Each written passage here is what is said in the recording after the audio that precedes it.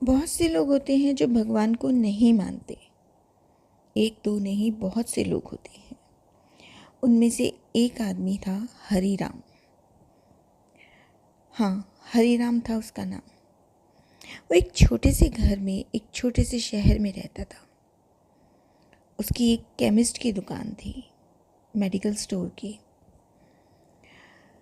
Medical store में जितनी भी दवाइयाँ थी वो उनको बहुत अच्छी तरह से जानता था। हर दवाई के बारे में उसकी अच्छी जानकारी थी। कम से कम भी 10 साल हो गए थे उसे उस शॉप पर काम करते हुए, और अच्छा उसको एक्सपीरियंस भी था कि कौन सी दवाई कहाँ रखी है और किस चीज़ में काम आती है। कभी कभी तो बिना देखे भी वो दवाई पेशेंट को दे देता था। अपने इस काम को वो बहुत ही प्यार से और निष्ठा से करता था। दिन पर दिन उसका काम बहुत अच्छा होता चला गया, क्योंकि उसका बोलने का स्वभाव भी अच्छा था और वो दवाइयाँ भी बहुत सोच समझ कर देता था। वो हर ग्राहक को उसकी इच्छानुसार, उसकी जो बीमारी होती है उसी के अनुसार उसको दवाई देता था, जिससे वो लोग अच्छे भी जल्दी ही हो जाते थे। लेकिन उसे भगवान पर कोई भी भरोसा नहीं था।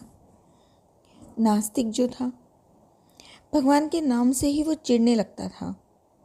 घर वाले उसे बहुत समझाते पर वो उनकी एक नहीं सुनता था। खाली टाइम मिलने पर वो अपने दोस्तों के साथ मिलकर या दुकान में ही अपनी ताश खेलता रहता था। एक दिन वो अपने दोस्तों के साथ ताश खेल रहा था अपनी ही दुकान के बाहर। अचानक बहुत तेज़ से बारिश होने लगी। बारिश की वजह से दुकान में कोई भी नहीं था, तो वो ताश खेलने में मशगूल हो गया, क्योंकि कोई ग्राहक ही नहीं आ रहा था।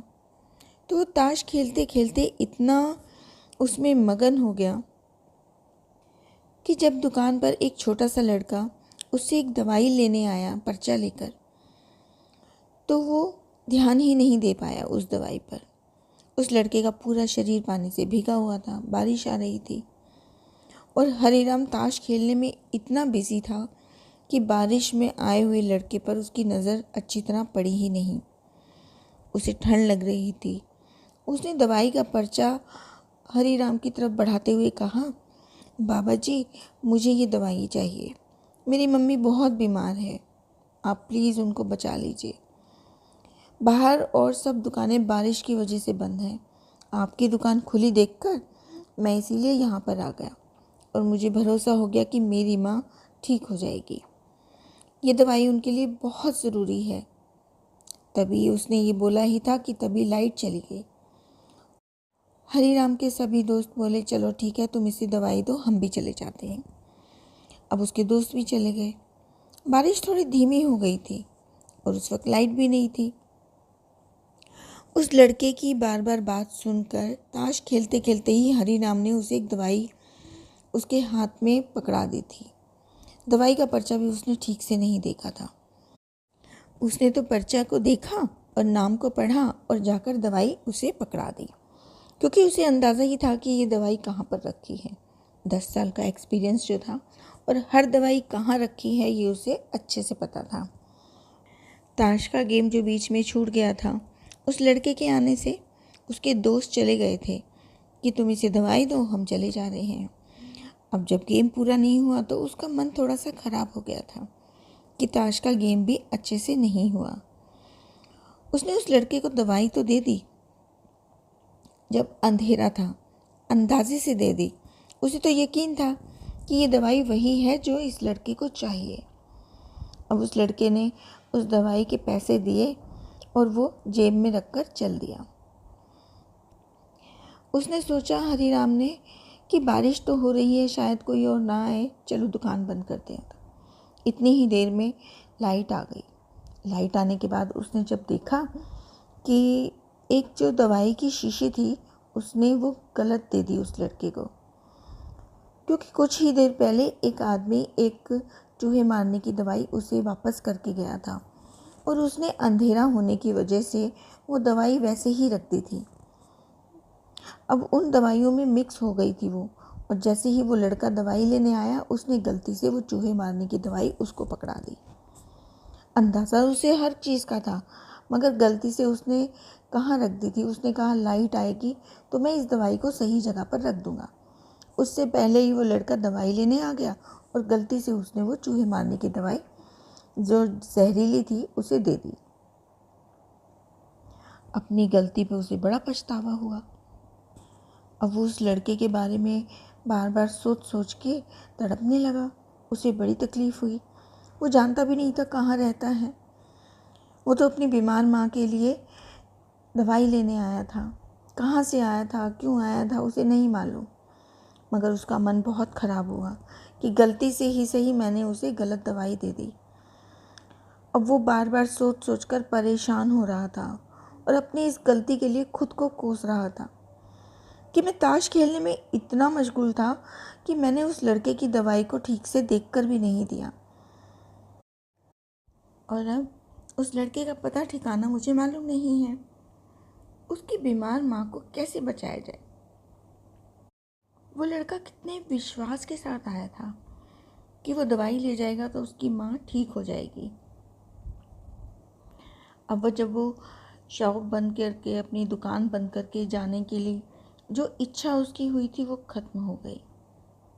वो बड़ी बेचैनी महसूस कर रहा था, बड़ी घबराहट थी और वो इधर उधर देख रहा था कि कहीं से उसको कुछ ऐसा मिल जाए कि मैं उसकी माँ की जान बचा दूँ। अब उसकी जो नज़र थी दीवार पर गई जिस पर एक श्री कृष्ण भगवान की फ़ोटो लगी हुई थी, छोटी सी।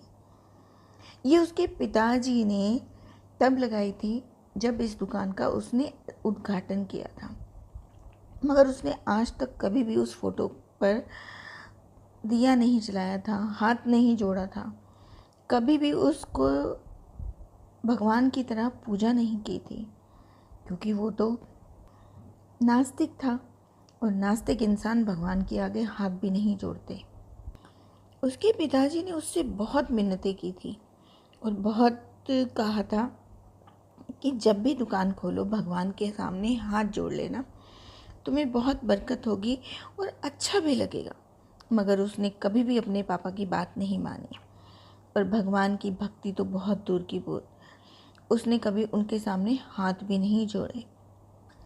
उसके पापा ने कभी एक बार कहा होगा उससे कि भगवान की भक्ति में बड़ी शक्ति होती है, वो हर जगह है और हमेशा अपने अच्छे कार्य के लिए, अपने अच्छे काम के लिए हमें आगे बढ़ने देते हैं। हरिराम को वो सारी बातें याद आने लगी। आज उसने इस शक्ति को आजमाने की सोची। उसने कई बार अपने पापा को भगवान की तस्वीर के सामने हाथ जोड़कर, आंखें बंद करके उनकी पूजा करते हुए देखा था। उसने आज पहली बार उस कमरे में उस छोटी सी तस्वीर के आगे जिस पर धूल जमी हुई थी, भगवान कृष्ण की तस्वीर को देखा और आंखें बंद करके दोनों हाथों को जोड़कर वहीं खड़ा हो गया। थोड़ी देर वहीं खड़ा था, तभी एक लड़का दुकान में दौड़ता हुआ आया। अब हरिराम के तो पसीने छूट गए, घबराहट होने लगी कि ये लड़का इतनी तेज़ भाग भाग के क्यों आया है। अब वो और ज़्यादा उसमें एक जो कहते हैं ना घबराहट कि क्यों आया, वो होने लगी। उसके माथे पे पसीने आने लगे।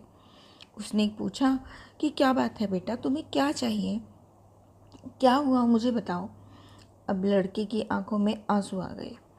उसने कहा कि बाबूजी, अपनी माँ को बचाने के लिए जो मैं दवाई की शीशी आपसे लेने के लिए गया था, जब वो मैं जा रहा था तो घर के आंगन में गीला हुआ था, कीचड़ था, तो मैं भागते हुए जा रहा था तो मैं गिर गया और वो शीशी टूट गई। क्या आप मुझे वही दवाई दूसरी शीशी दे सकते हैं? लड़का बहुत उदास था क्योंकि उसके पास पैसे भी नहीं थे। तो हरिदास ने कहा हाँ हाँ, क्यों नहीं, मैं दे देता हूँ। हरिराम ने बहुत राहत की सांस ली और कहा कि ये लो, ये दवाई ले लो, जाकर अपनी माँ को दे दो। उस लड़के ने कहा कि दवाई की शीशी तो मैं ले लूँगा, मगर मेरे पास अभी पैसे नहीं हैं। अब वो लड़का बड़ा ही शर्मा रहा था और हिचकिचा रहा था। अब हरी राम को उस पर दया आ गई। उसने कहा, कोई बात नहीं, तुम ये दवाई ले जाओ और अपनी माँ को बचाओ। जाओ, जल्दी जाओ, और हाँ, अब की बार ज़रा संभल के जाना। लड़का ने कहा, अच्छा बाबूजी, ठीक है। और वो बहुत खुश हो गया। उसके जाने के बाद हरी राम की जान में जान आ गई। उसने भगवान को धन्यवाद दिया और अपने हाथों से उनकी धूल भरी तस्वीर को साफ किया, और फिर उन्होंने उस तस्वीर को अपने सीने से लगा लिया। उन्होंने अपने अंदर हुए इस जो चेंज को था, परिवर्तन को था, वो अपने घर वालों को भी बताना चाहते थे कि आज उसके साथ क्या हुआ। तो वो जल्दी से दुकान बंद करके घर के लिए चल पड़ा। अब वो जो नास्तिक था, वो नास्तिकता उसकी ख़त्म हो गई थी, और जो बारिश की अंधेरी सी रात थी, वो भी अब ख़त्म होने को आई थी। अब अगला दिन एक नई सुबह की तरह उसका इंतज़ार कर रही थी। कहते हैं ना, भगवान की भक्ति अगर मन से, श्रद्धा से की जाए तो वो ज़रूर मिलती है। हरिराम नास्तिक था, बहुत शुरू से उसने कभी भगवान को नहीं माना था, लेकिन आज जब उसने भगवान को दिल से याद किया, मन से याद किया, किसी की जान बचाने के लिए, तो भगवान ने उसकी सुन ली। भगवान ने उसे इस प्रकार गलत होने से रोक लिया। अब हरि राम की भक्ति भी भगवान में हो गई, और वो रोज़ भगवान की पूजा करने लगा। राधे राधे, राधे राधे।